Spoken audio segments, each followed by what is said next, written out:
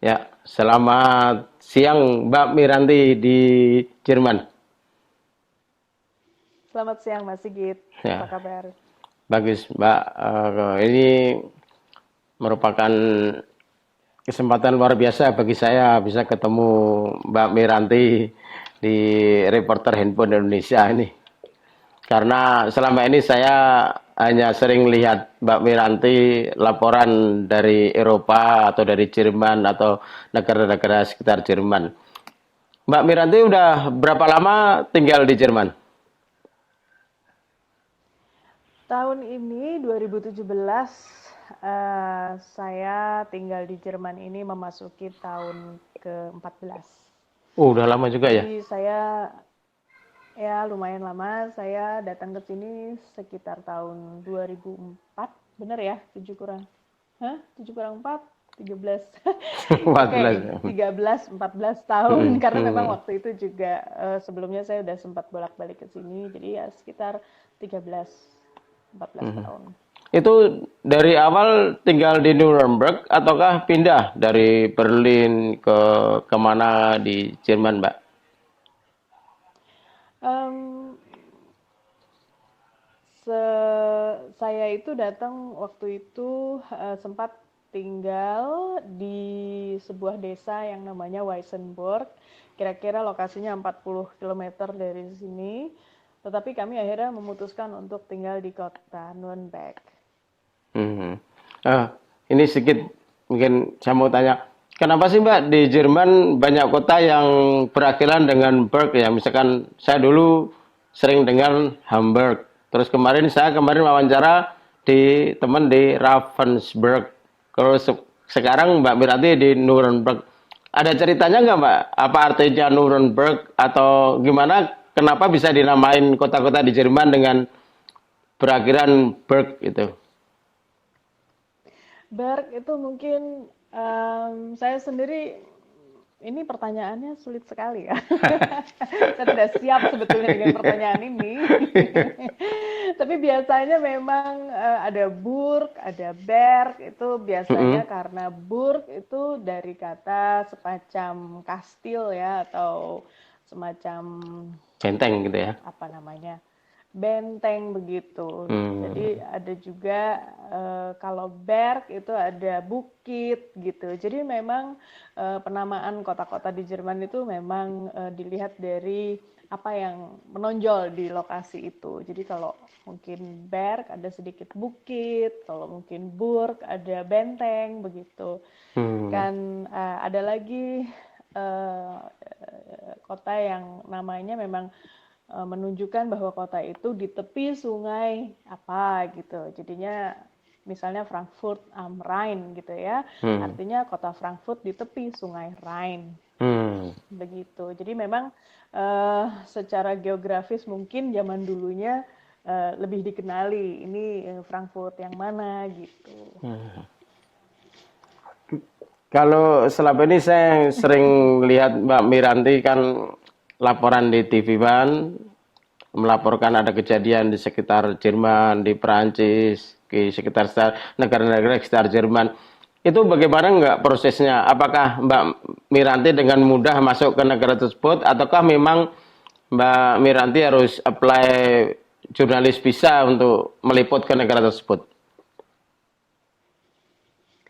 Ya saat ini mungkin Mas kalau menyaksikan saya laporan, memang sampai saat ini saya bekerja dengan stasiun televisi TV One dan memang tugas saya ini adalah meliput kejadian-kejadian yang tidak hanya di Jerman tetapi juga di apa namanya ya negara-negara Negara yang Eropa. berdekatan dengan Jerman. Betul. Hmm. Memang kalau ada penugasan itu, misalnya seperti di Paris kemarin, memang tuntutannya harus berada di lokasi dalam hitungan jam.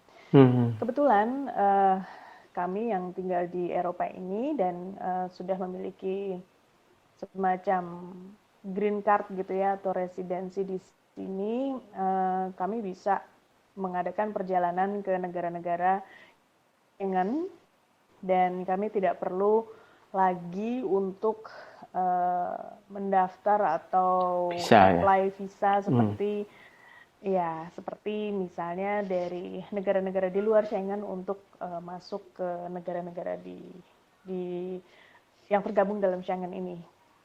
Ya, mungkin Mas tahu gitu, kalau Schengen kan ada Jerman, ada Perancis, Belgia, Spanyol gitu. Jadi untuk ke negara-negara ini kita tidak perlu lagi apply visa karena kita udah punya visa yang yang nempel gitu ya di paspornya. Dan itu bentuknya sekarang kayak kartu, kayak semacam KTP gitu. Card gitu ya. Kita hanya menunjukkan bila ada pemeriksaan, kita hanya tunjukkan paspor itu dan kartu itu, dan artinya kita memang berhak untuk datang ke kemana-mana ya. satu tempat di negara Schengen gitu tanpa harus apply khusus lagi gitu. Dan untuk liputan di sini memang kita tidak diperlukan semacam visa kerja atau visa liputan gitu. Jadi di sini memang untuk mengadakan peliputan bisa dikatakan lebih mudah ya gitu untuk masuk ke negara lain. Tetapi kita juga harus hati-hati kalau mengadakan ambil gambar gitu ya. Ambil gambar itu ada yang perlu izin khusus, seperti misalnya fasilitas umum seperti stasiun kereta api atau masuk ke instansi pemerintah gitu. Itu memang harus ada izin khusus. Izinnya kemana, Mbak? Apakah sebelum kita berangkat, ataukah pada saat itu izin kepada otoriti setempat bahwa kita mau izin ke terminal atau ke stasiun gitu? Memang tergantung gimana kondisi saat itu. Kalau misalnya kita mau bikin liputan tentang, saya kemarin bikin liputan tentang beberapa fasilitas umum seperti bandara di kota München itu mereka memiliki 2 musola di dalamnya, dan tentu saja kita nggak bisa begitu aja masuk untuk ambil gambar gitu ya, karena di situ kan sekuritasnya cukup tinggi. Jadi tentu jauh hari sebelum saya udah harus minta izin sama mereka. Tuh, terus kita harus bikin surat, harus janjian siapa nanti yang akan dampingin saya gitu. Terus juga kalau misalnya ada sebuah kejadian yang memang di luar biasa gitu ya, seperti saat itu di Bandara Düsseldorf ada pesawat yang menabrakkan diri ke pegunungan di Alpen. Tentu saja suasana saat itu sedang kaos, dan kita para wartawan dan juga reporter televisi dibolehkan untuk mengadakan liputan di ruang kayak ruang tunggunya, bukan ruang tunggu, maksudnya ruang check-in, dan bisa live dari situ tanpa harus minta izin, karena mereka mengatakan bahwa ini dalam keadaan yang luar biasa. Jadi mereka membolehkan orang darurat ya, membolehkan reporter, wartawan untuk berada di situ dan boleh foto dan lain sebagainya. Tetapi kalau dalam keadaan yang normal, kita harus minta izin yang khusus dan harus jauh-jauh hari sebelumnya. Terus kalau liputan di sekitar Jerman itu, apakah harus misalkan dengan pesawat ataukah bisa dengan jalan darat? Karena geografisnya saya kurang tahu ya, apakah harus melalui pesawat ataukah bisa ditempuh dengan jalur darat?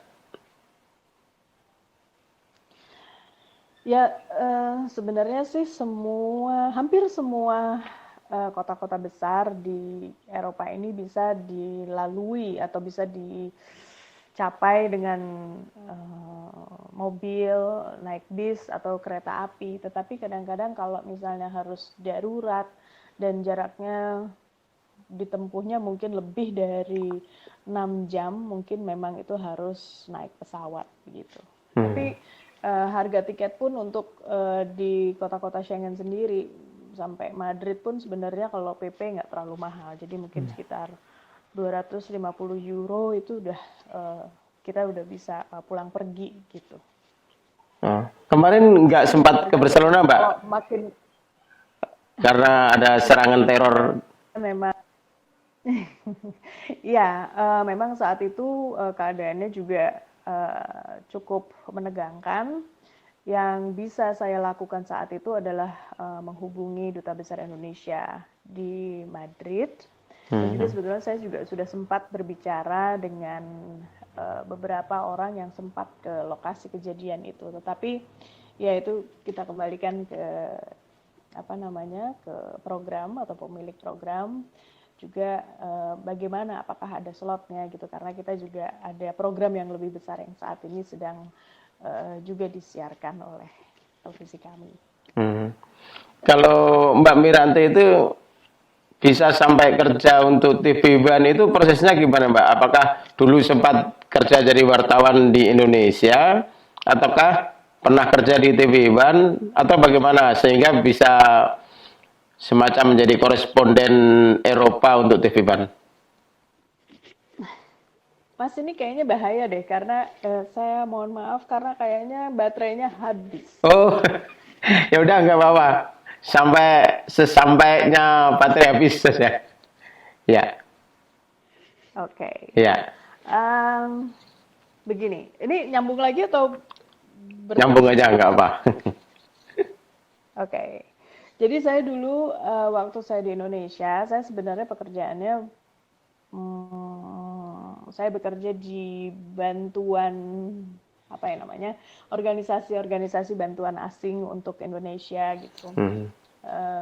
Maksudnya bantuan negara asing untuk Indonesia. Jadi semacam kayak bantuan negara Jerman dulu namanya GTZ gitu. Sekarang namanya juga udah berubah.